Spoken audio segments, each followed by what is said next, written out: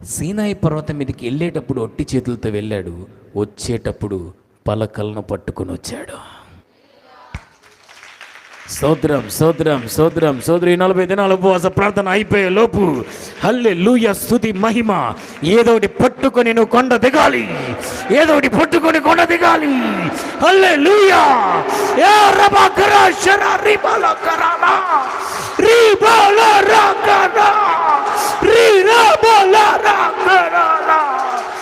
ఏదోటి పట్టుకొని దిగాల, ఏదోటి పట్టుకొని దిగాల కొండ. నీవు ఏదో ఒక అభిషేకాన్ని పట్టుకొని దిగాల, ఏదో ఒక కృపను పట్టుకొని దిగాల, ఏదో ఒక ఆశీర్వాదాన్ని పట్టుకొని దిగాల, ఏదో ఒక తీవ్రని పట్టుకొని దిగాల. ఒట్టి చేతులు ఎట్టి పరిస్థితుల్లో నువ్వు దిగి రావడానికి వీలు లేదు. ఏదో ఒకటి పట్టుకొని దిగేటట్టయితేనే కింద